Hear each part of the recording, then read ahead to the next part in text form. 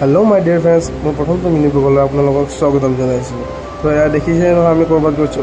বেনাৰখন দেখি আপোনালোকে হয়তো ভাবিছে এই ক'ত হয়, এয়াতো অসম নহয়, কাৰণ ইয়াতো কিবা বেলেগ ভাষাত লিখা আছে। হয়, মই আপোনালোকক কৈ আছোঁ আমি ক'ত আছোঁ আৰু কেনেকৈ মই ইয়াত আহি গ'লোঁ। তো ফ্ৰেণ্ডছ দেখিছে, এইজন যে স্কুটি চলাই আহিছিল, এইজন মোৰ দাদা হয়। এইজন সি আৰু মই দাইল আনিব আহিছোঁ। তো আমি এতিয়া ক'ত আছোঁ আপোনালোকক কৈ আছোঁ। তো দাদাক দেখিছে নহয়, অলপ বল চল দেখা পাই কিনে বস্তাটো দাঙিব দিলে।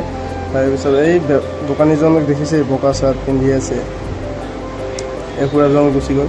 এই দোকানীজনৰ তাত দাদাই দাইল ল'ব এতিয়া।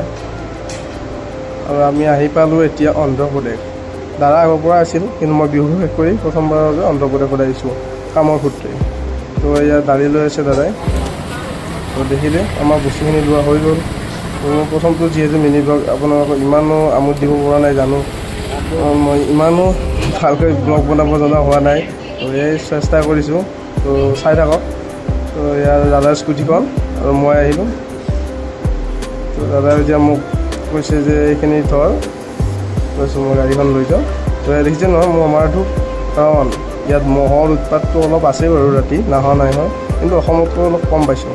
তো ইয়াত দেখিছে গাড়ীবিলাক কেনেকৈ অভাৰটেক কৰি যায়। কিন্তু এইটো যে ৰাস্তা দেখিছে আপোনালোকে, এইটো তেলেখালা ৰাস্তা নহয়, এইটোৰে আপুনি হায়দৰাবাদো যাব পাৰি, লগতে আৰু কিবা বিজয়ৱাড়া যাব পাৰি। এইটো নেশ্যনেল হাইৱে নিচিনা, কিন্তু এই ৰাস্তাটোৰ অৱস্থা কিহে ক'ম আপোনালোকক, দেখিলেই হেৰি হৈ যাব। তো এয়া বৰষুণত তিতি গৈ আছোঁ, আৰু দেখিছে পানী। মই আপোনালোকক কৈছিলোঁ সেই ৰাস্তাটোৰ অৱস্থা এয়াই আৰু। তো আজি মিনি ব্লগটো এইখিনিয়ে আছিল। এতিয়া দাদাহঁতৰ ৰুম পাম, তাত গৈ কিনে আপোনালোকক কৈ আছোঁ। চ' ইয়াত কিন্তু তামোলৰ গছ আপোনালোকে এডালো নাপায়, চব নাৰিকল গছ পাব।